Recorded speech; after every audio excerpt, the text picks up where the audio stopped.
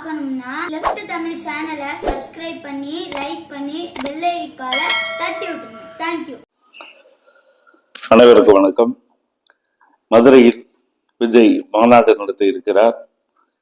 வழக்கமாக பல அரசியல் கட்சிகள் மதுரையில மாநாடு நடத்தினா கட்சியினுடைய எதிர்காலம் ஓஹோ அப்படின்னு வரும் அப்படின்ட்டு ஒரு சென்டிமெண்டோட இருக்கிறாங்க. அது போலவே விஜயும் ஒரு மாநாடு நடத்திருக்கிறார்.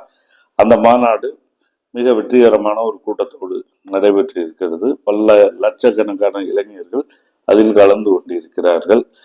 இதில் விஜய் வந்திருப்பதை எப்படி பார்ப்பது என்கிற விவாதங்கள் பலருக்கு இருக்கலாம், கருத்துக்கள் பலருக்கு இருக்கலாம். முதல்ல விஜய் வந்ததை வரவேற்போம். ஏன்னா இடிப்பார் இல்லா ஏமரா மன்னன் கெடுப்பார் இல்லாரும் கெடும் அப்படின்றத சமீபமா ஒரு சில விஷயங்கள்ல பார்க்கிறோம். சாம்சங் தொழிலாளர் போராட்டம், தூய்மை பணியாளர் போராட்டம், இப்படி பல்வேறு விஷயங்கள்ல. அப்புறம் தொழிலாளர்களுக்கு 10 மணி நேரத்தை வேலை நேரமாக உயர்த்தியது, இதெல்லாம் திமுக ஆட்சியில பார்த்த சில சிக்கல்கள். அதே மாதிரி டாஸ்மாகை அவர்கள் பிடியாக வைத்திருக்கிறார்கள். மிக வலுவாக இருப்பது என்பது அவருடைய தனி திறமை என்று நினைத்துக் கொள்ளக்கூடாது. மக்கள் ஒரு மாற்றத்தை பாஜக எடப்பாடி போன்ற மிக மோசமான அரசியல் கூட்டணி தமிழ்நாட்டில் வந்துவிடக் கூடாது என்பதில் தமிழக மக்களுக்கும் தமிழர்களுக்கும் இருக்கக்கூடிய எச்சரிக்கை உணர்வு தான் இதற்கு காரணம். ஓகே, அதுபோல இடிப்பார் இல்லாத ஏமரா மன்னன் கெடுப்பார் இல்லாரும் கெடும் என்பது போல திமுகவுக்கும் கூட அந்த பிரச்சனை இருப்பதை நாம் பார்க்கிறோம். ஏனென்றால் திமுக செல்வந்தர்களும் முதலாளிகளும் நிறைந்த கட்சியாக இருக்கிறது. அதற்கு உழைக்கும் மக்களுடைய வழி தெரியாமல் செல்வதற்கான வாய்ப்புகள் உருவாகிவிடக் கூடாது என்பதற்கு எதிர்கட்சிகள் மிக தீவிரமாக இருப்பது மிக முக்கியம். அந்த வகையில் விஜயனுடைய வருகையை நாம் அதற்காக வரவேற்கலாம். ஆனால் விஜய் பல விஷயங்களை தெளிவுபடுத்துகிறாரா என்பது நமக்கு தெரிய வேண்டி இருக்கிறது. முதலில் ஒரு நல்ல செய்தி என்ன அப்படின்னா, பாஜகவை கொள்கை எதிரி என்று இந்த முறை தெளிவாக அறிவித்திருக்கிறார். அதே போல் தாமரை இடையில் தண்ணீர் ஊட ஒட்டாது, தமிழக மக்கள் எப்படி ஒட்டுவார்கள் என்று தமிழக மக்களுடைய நாடி துடிப்பை பாஜகவுக்கு எதிராக தமிழக மக்கள் இருப்பதை தெளிவாக சொல்லி இருக்கிறார். இப்படி தெளிவா இருந்தால் கூட பல கேள்விகள் தொடர்ந்து இருக்கு. நீங்க கொள்கைக்கு எதிர்க்கு எதிராக என்ன செய்தீர்கள்? அவர்கள் ஓட்டு திருட்டில் நாடெங்கும் ஈடுபட்டிருக்கிறார்கள். நீங்க அதற்கு எதிராக என்ன செஞ்சீங்க? அவர்கள் தமிழ்நாடு உட்பட எல்லா அதிலையும் கவர்னர் ஆட்சியை திணிக்க முற்படுகிறார்கள்.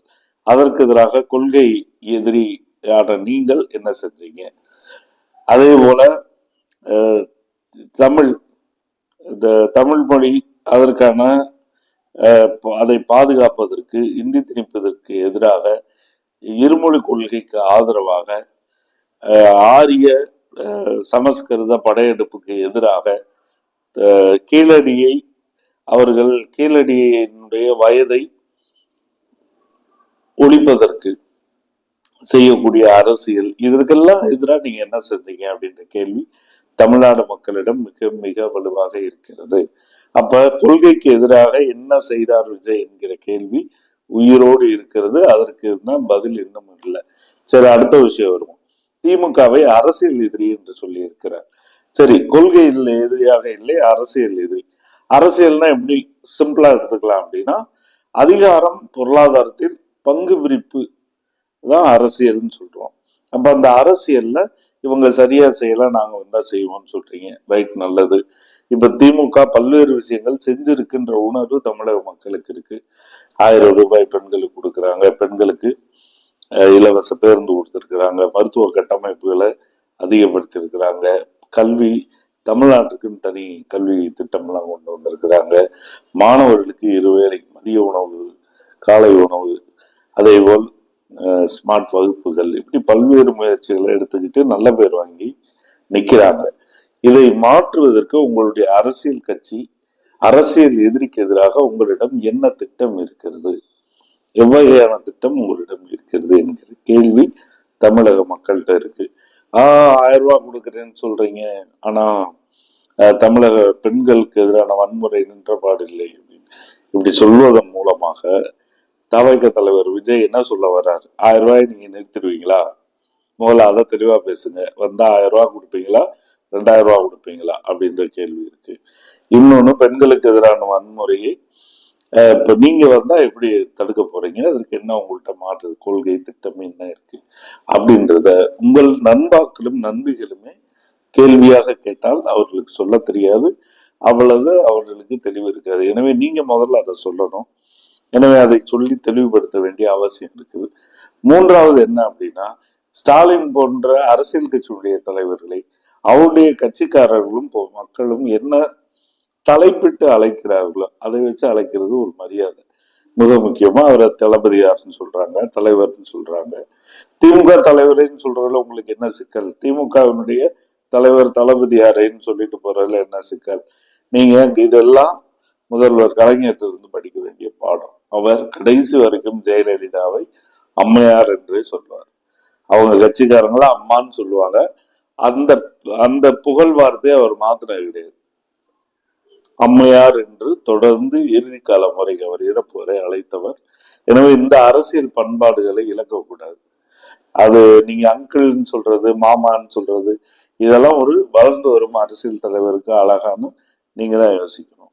அடுத்த விஷயம் என்ன அப்படின்னா, திமுக கொள்கை எதிரி இல்ல அரசியல் எதிரின்னு சொல்லிட்டா கொள்கை பங்காளியா? அப்படித்தானே வரணும். அப்ப கொள்கை பங்காளி அப்படின்னு சொன்னா எந்தெந்த விஷயத்துல ஒத்து போறீங்க அவங்களோட? இதை வெளிப்படையா பேசுறதுனாலே உங்க புகழ் மங்கி போயிடும் அல்லது உங்களுடைய சிக்கல் குறைஞ்சு போயிடும் அப்படின்னு அவசியம் இல்லை. எனவே திராவிடத்தை நீங்க உயர்த்து பிடிக்கக்கூடியவராக உங்களை காட்டிக் கொள்கிறீர்கள். பெரியாரை உங்களின் வழிகாட்டி என்று சொல்கிறீர்கள். அண்ணாவை உங்களின் வழிகாட்டி என்று சொல்லி வந்திருக்கிறீர்கள். அண்ணாவியம்தான் எனது வழி என்று சொல்லிய எம்ஜிஆரை நீங்கள் வழிகாட்டி என்று சொல்லி இருக்கிறீர்கள்.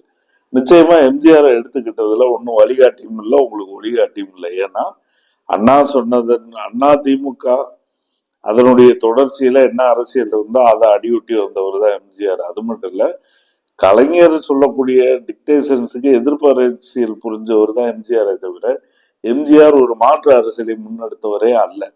ஆனா ஒரு விஷயத்துல உங்களுடைய ராஜதந்திரம் வியூகம் சரியானது. என்ன அப்படின்னா, இன்னைக்கு அதிமுக அவுத்து விட்ட நெல்லிக்காய சிதறி கிடக்கு, சரியான தலைமை இல்லை ஒருங்கிணைப்பதற்கு.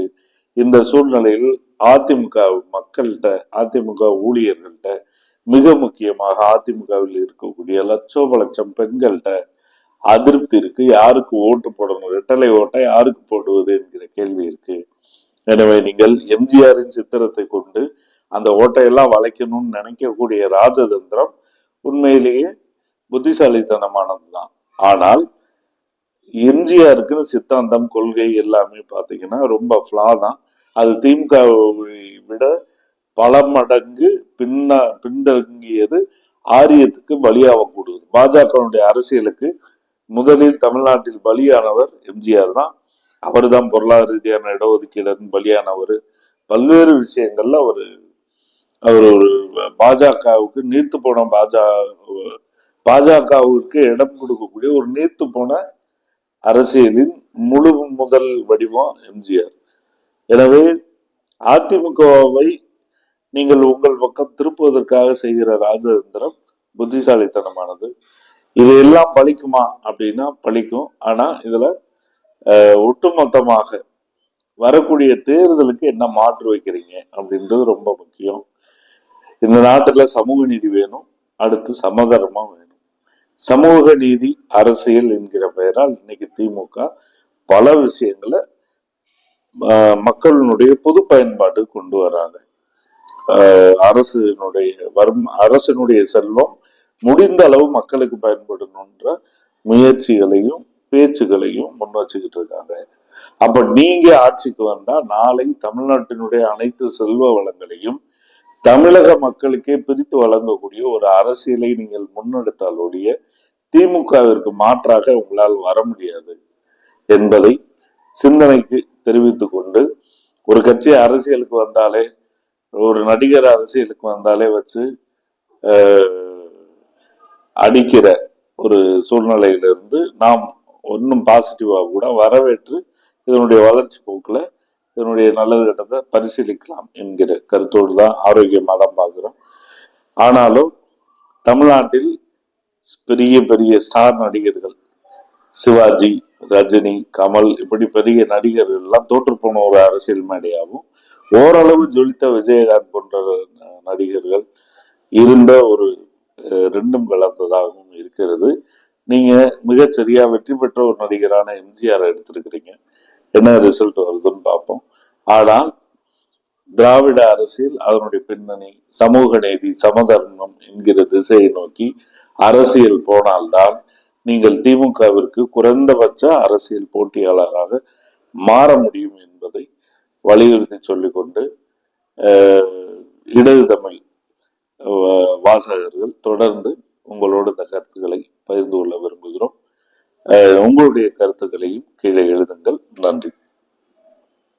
இந்த மாதிரி வீடியோவை நீங்க நாலேஜ் வளர்க்க பார்க்கணும்னா லெஃப்ட் தமிழ் சேனலை சப்ஸ்கிரைப் பண்ணி லைக் பண்ணி பெல் ஐகானை தட்டி விட்டுருங்க. தேங்க்யூ.